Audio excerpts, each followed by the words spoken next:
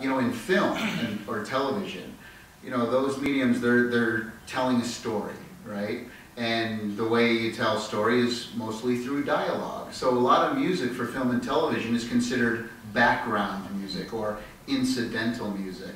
I like to call what we do foreground music, because we get the action scene every time, you know? We are the ones who set the mood and the action and the setup for what is about to happen. Not the dialogue, but our music.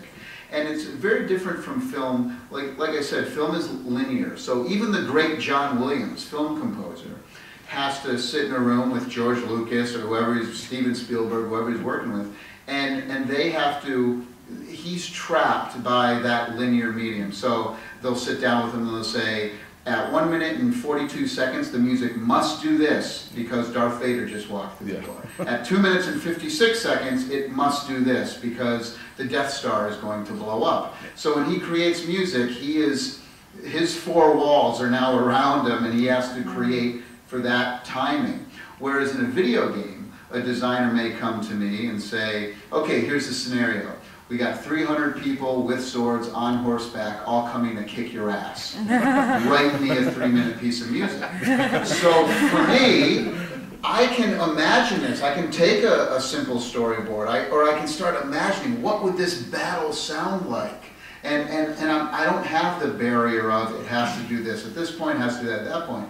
But what I can also do, because of the interactivity of what we do, is that I might create a piece of music, that 3-minute piece of music for 100 people in my head, and I create it and I put it down. But then I could do that same arrangement. I could do 5 different arrangements or 5 different orchestrations of that same piece of music at different intensity levels. So maybe when there's 10 people left, it goes here. When there's 5 people left, it drops to here. When there's 1 person left, it goes to here. So we might create this big bombastic piece of music, but then maybe record the drums, percussion differently. Maybe instead of a big male choir, there's maybe a solo soprano voice or something. So there's so many different ways you can take the same piece of music, and we're kind of going in and out of this interactivity, you know, depending on what the player is doing. So in essence, the player almost becomes the conductor.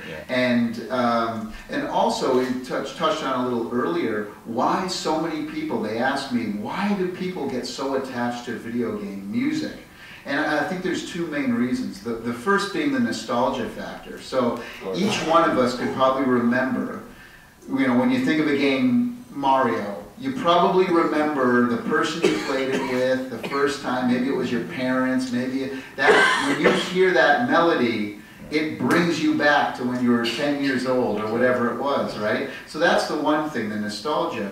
The second thing, though, is that when you play a game, you become that character. The music, as Russell said, it becomes the soundtrack of your life, right? So you have this emotional attachment to this thing. It's not like a film, right? A film, I'll give you a perfect example. Biggest selling film ever of all time, Avatar, right? Yeah. Hum me the music. Can't do it, right? I bet you could hum the shit out of Tetris, though. I bet Halo is, you know, you can do that in 2 seconds, right? Yeah. Because when you play that game and it becomes a part of your life. And that's why I've always said that if Beethoven were alive today, for all these reasons, he'd be a video game composer. Oh, that'd be awesome. Now, he wouldn't be a film composer. He wouldn't want people talking over his music all the time.